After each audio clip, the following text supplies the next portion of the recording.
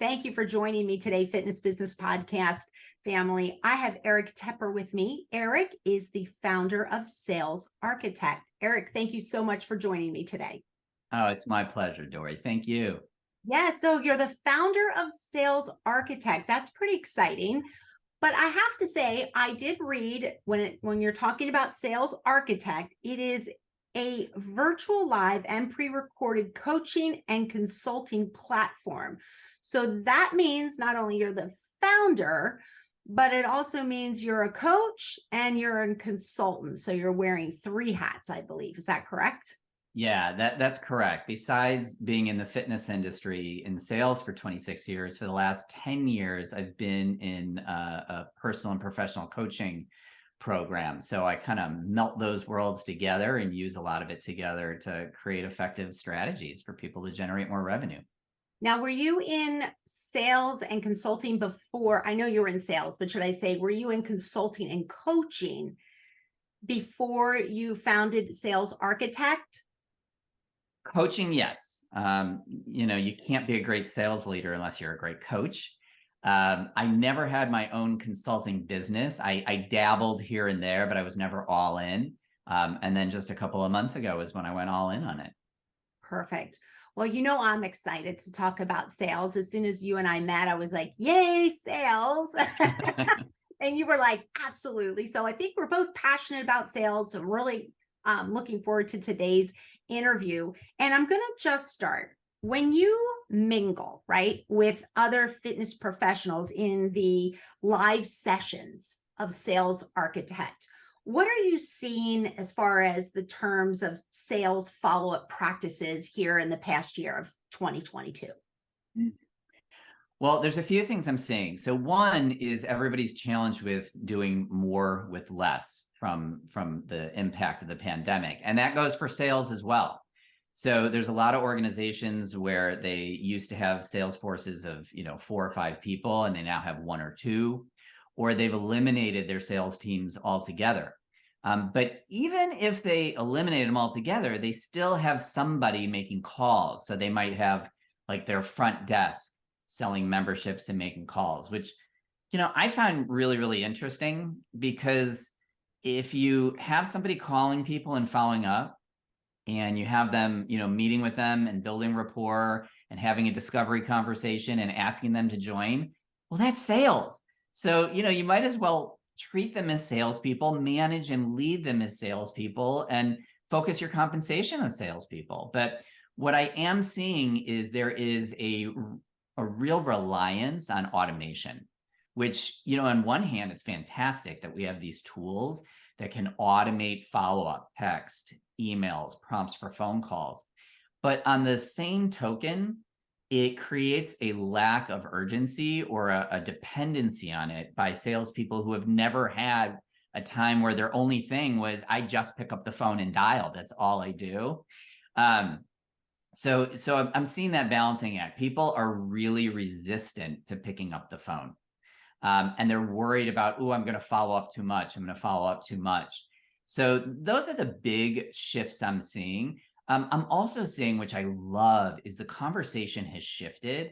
I think, Dory, you probably remember that a while ago, our industry was very much about how you looked, right? That's what we were leaning on, was you want to lose weight, you want to tone up. And now the conversation is so much deeper than that. And it really is about what's important to this person, right? Is it the mental well-being? Is it the self-esteem? Whatever it is, but it goes well beyond just, I want to look good in the jeans. Yeah. It's funny. We just did we just wrapped up with our generations in the gym series. And we broke down the 4 generations, and we talked about what they wanted in fitness. And it's funny because my generation, it's kind of like what you said. I'm from the era of the Victoria's Secret model. Like, that was, you just wanted, you didn't care if their mental health was down the drain or whether they smoked 20 packs of cigarettes a day. You just wanted to look like them, and it has shifted. And, it's funny because you don't even really, there's not a focus put on the runway models quite as much, the era of, I'm going to date myself here, of Cindy Crawford and Christy Brinkley. And it has shifted more towards taking, just be healthy in a mind sense. And, you don't have to be a size 2. Do you feel good about yourself? And yeah, I agree with Yeah. And are you healthy? you. Are you healthy? And and that's, for me, all of that points to, you got to have a conversation, right? Because people don't come in the door and say, here's what I want, here's what's important to me. It takes an empathetic conversation and a strategic conversation to have somebody trust you enough to share those things. Yeah. What do you see coming in 2023? What kind of changes do you see with sales?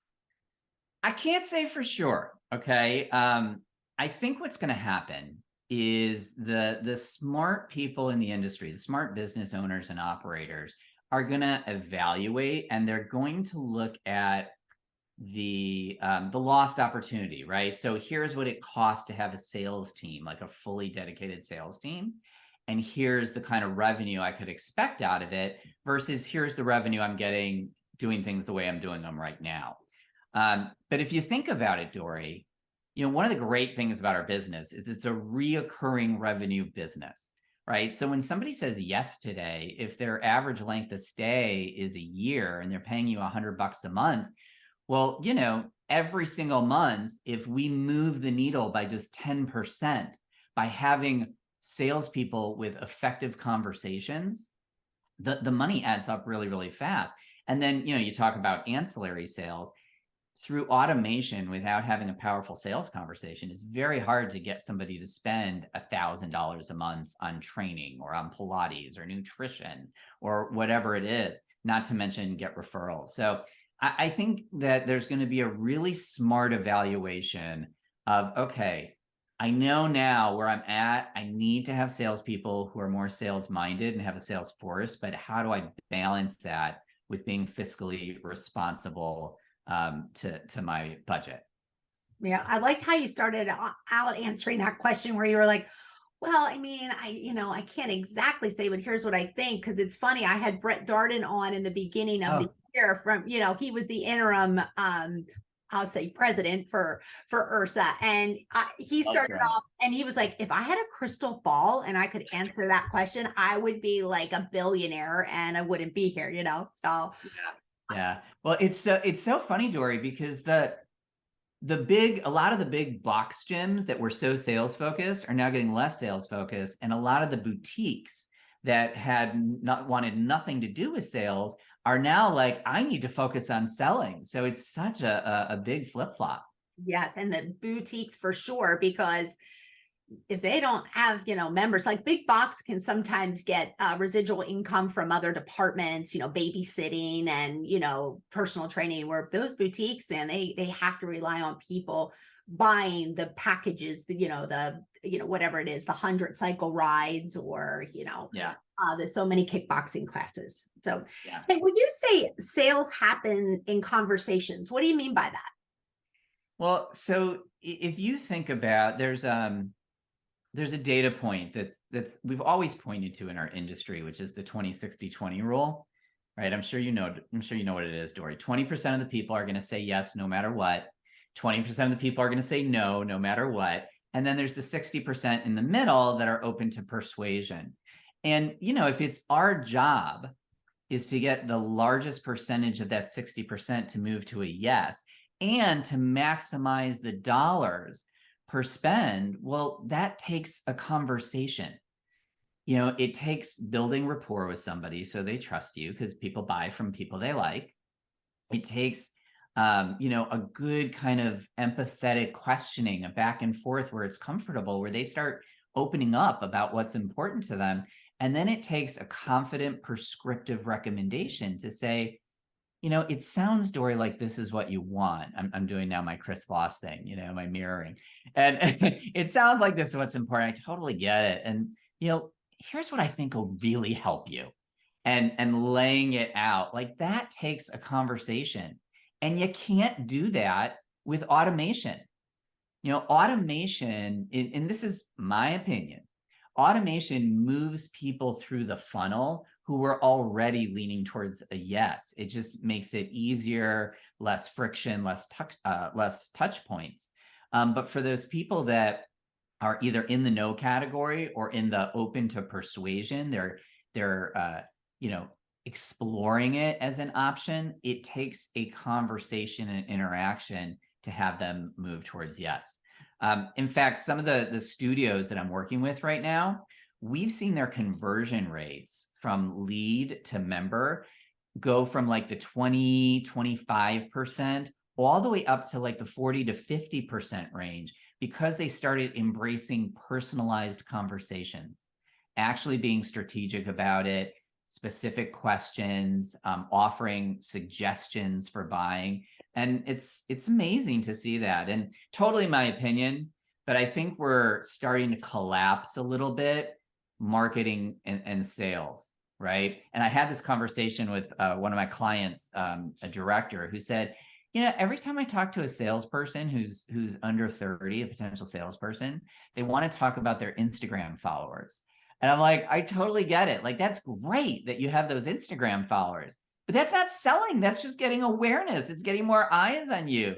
You have to have a conversation where you ask somebody to take action, to take them from a no to a yes. I love that. Perfect. So earlier when we were talking, you mentioned that you felt as if the telephone kind of has become a forgotten tool. So why do you feel that the phone is still an important component in the sales process? Well, it's, you know, on the surface, if you look at the phone, it's got the lowest connection rate, right? So your text is 80% read, your email is 20%, your phone is like 15% connection. However, it is really powerful when you do connect with somebody, that it actually can sway them. Because if I send you a text story, you don't hear the tone in my voice. You don't see the look in my eye. I can't connect with you. I say something, you like it, you don't like it, whatever, it goes to the bottom of the pile. And on the phone, you can do that, right? And you know, if you think about what the experts are saying about the industry, is people now, they're going back to brick and mortar in a lot of cases, even if it's hybrid, because they want the personal connection. Well, personal connection during COVID, I was working with a team and we would get on the phone. People loved getting phone calls. It was amazing. They were like, thank you. I haven't talked to anyone in like a week. It was great. So, you know, putting in that extra effort of the phone, but not just the phone alone, combining it with the other modalities of text and email and social media contact. It's very, very powerful. And in fact, I'll give you a quick example. You know, during COVID, I was working with this company. And of course, because it was COVID, we had like 2 salespeople per location, and one would always be out sick with symptoms. So I would jump into their pipeline, and I don't know who's hot, who's cold, but I would, during closeout, I would call, leave a message, and then I would either send a text or an email, and then later on in the day, do a follow-up call. And easily 2 to 3 extra members that they were not expecting, were not on the probability list, out of this kind of 1-2 combination. So working in fitness sales for many, many years and making, don't you wish you just knew how many phone calls you made? I always wonder, I'm like, I wonder how many phone calls I made. The best ever was when I would call somebody and they would answer, and you get kind of excited when they answer, you know? And then you'd start your spiel and they'd be like, they'd get mad at you. They'd be like, I'm at work. I can't talk right now. And they'd be like, hang up. And I'd be like, why did you pick up the phone? Exactly. You're stepping into a meeting. Well, why did you pick up my phone call? Right. I used to hang up going, well, do I feel kind of honored that they picked up before they stepped into the meeting? Or should I just be kind of baffled because why are you mad at me? Because you picked up the phone right when you were, heading into a meeting or you were at work. I used to laugh about, I'd hang up the phone and just be like, wish somebody could tell me the theory behind that. Yeah. But what you're describing, Dory, is so great, because that's that resilience, right? You didn't like, okay, you're going to get, if you make 20 phone calls, you might only talk to 3 people, and 1 out of the 3 will be like, I don't have time to talk to you.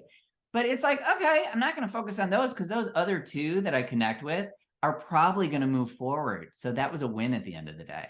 Oh, the best thing you can do for me, the best thing was now I made sure they hung up or I hung up and then like just have a conversation, like, like I would say, well, then why did like things you would like to say, but you would never, I'd be like, oh, so, well, why did you ever answer? Or I'd be like, oh, I'm glad you're having such a great day. You sound kind of grouchy, and it would kind of make me laugh. That's just me. I entertain myself though. So Yeah, that's great, Dory. all right. So now let's talk about we kind of talked about getting somebody finally on the phone, right? We finally get somebody that's willing to listen, right? So we're looking now to get the appointment booked or a tour or come on in and join.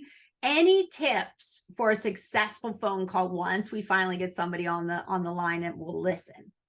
Yeah. So I've got a few tips. Okay. One, if you think about it, our goal is not just to book an appointment. Our goal is to book an appointment that is excited about showing up so that they're actually going to come in for an experience. Because if they're excited to come in, they're going to come in within 24 hours. And studies show if you book an appointment within 24 hours of when they called, they're like 10 times more likely to join that day. So the first one is be excited and be of service, right? So when I say be excited, I'm sure you've experienced this, Dory, where you get a sales call and they're like, hello, Dory, this is Eric from ABC Gym. Hi, I saw it. And I'm like, oh my God, you sound like you're at a funeral. I love when somebody connects. The way I love to greet them is I go, Dory, I'm so happy I got a hold of you. And immediately they're like, it shocks their brain because all day long it's been business, business, business. So you want to be excited. And two, be of service. So if you're having a bad day and you're like, this doesn't work for me, not a problem, Dory. What's going to work for you? We have an agenda when we call somebody, and the spaces that you have to hit, but you don't want to be so attached to that agenda when they're obviously having a tough day that you're like, well, would it be better at 4 o'clock or 5? No, you want to engage with them and get, oh my God, it sounds like you're having a really bad day. Business aside, is everything okay? Making that human connection and being of service. Two is you got to keep, if it's a call for membership rates or whatever that call is, keep it moving. You only have about 4 or 5 minutes of somebody's attention max. And what happens is if you leave a gap, most times they will go down a rabbit hole of asking a lot of financial questions. And then it becomes all about your price versus somebody else. So you want to keep it moving at a good tempo so that you consistently are asking questions and moving through the spaces of the call. 3 is master the redirect. And the redirect is when they ask a question, you answer it without going into a lot of detail and immediately ask a question. So like if you said, well, how much is your membership? And I said, great question, Dory. We have a few different options and it really depends on what's important to you. So what are the areas of the club that you're most interested in? Classes, strength training, right? So I'm answering it, your brain is satisfied. And now you're forced to start thinking about, oh, this is what I'm really excited about. One more is the witch pitch on appointments. I've seen and heard so many salespeople, they'll say, when would be a good time for you to come in, Dory? And you might say, how about in January? But if I say, Dory, I've got an opening at, you get off of work at 4:30. I've got an opening at either 5:15 or 6:30. Which one works better for you? You're more likely to pick one of those. And then if you say, oh, tonight doesn't work, no problem. Were you thinking tomorrow morning or tomorrow afternoon? Right. And you just witch pitch your way and it makes it easy for them. And then, get them excited about the first visit. It's not a tour, right? Nobody wants to come in for a tour. You want to come in like you're coming in, you're going to experience the club. We'll talk a little bit more about you. I'll show you around. If you want to take that yoga class, you can do that. And then I'll go over membership with you. We've got a great promotion right now. And if it works for you, we'll get you started. So it's an experience you're inviting them to. And make sure you invite them to bring a friend. That's left off of so many calls. But if I ask every single person, would you like to bring a friend with you? If 1 out of 10 says yes, that's an extra person that I'm selling to every month. And then the very last one, and then I'll shut up because I could go on and on, is if there is an opening for the sale and you do sales over the phone, ask for it. So, you know, if you said to me, oh, I was there last month and I took a class and I meant to join, no problem. We've got a great promotion right now. Why don't we go ahead and get you started right now? And you can just sign the paperwork when you come in, right? Or they say, my friend has been, you know, wanting me to go, my gym just closed. Go ahead and get the sale over the phone. So those are my top tips for the phone. Yeah, that's really good. And I really like the one about inviting a friend, because listen, we know that most people that walk through the doors, walking into the gym is a scary place for them. And maybe not scary, but they're nervous. I mean, really anywhere you walk in for the first time, you're not sure where you're going. Do you go to the front desk? So sometimes when you have a friend, it just kind of makes it's a little more comforting, I would say. So yeah, it's like your wing person, right? Yeah. At a party. Yeah, you're a goose to the Maverick. That's right. I can't believe you went there. Okay. I show my age constantly on this podcast. Yes. Well, I got it, Dory. So I'm right with you. Well, I guess actually now that they released a new one, maybe, you know, it does make me sound a little younger, but I blew that when I talked about Christy Brinkley and Cindy Crawford. Oh, Eric, well, listen, you know, you and I, we could talk sales all day long, swap funny stories, things that happen, telephone conversations that have gone wrong. But, you know, we are out of time, but I would like for you just to tell, I think you have a promotion for our FBP family, and I'd like for you to tell everybody about that. Yeah, absolutely. I love the FTB family. So, you know, my platform, Sales Architect, which is gymsalesarchitect.com. If you use the discount code, I'm reading it, that's why I'm looking down, FitBizFriends, it will give you $40 off of your monthly subscription costs for as long as you're a member. So instead of the $219 a month, it's only $179 a month. It's like the revenue from one member, basically.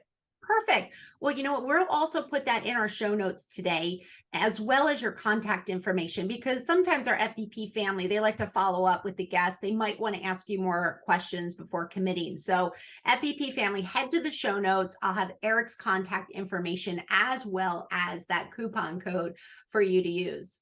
Sound good, Eric? Awesome. And I don't know how you say that over and over, FBP family. The worst one is Fitspiration question, which will be in the beginning, which was in the beginning of this episode. So, all right, Eric, thank you so much for joining us today. Thank you, Dory. It's been great.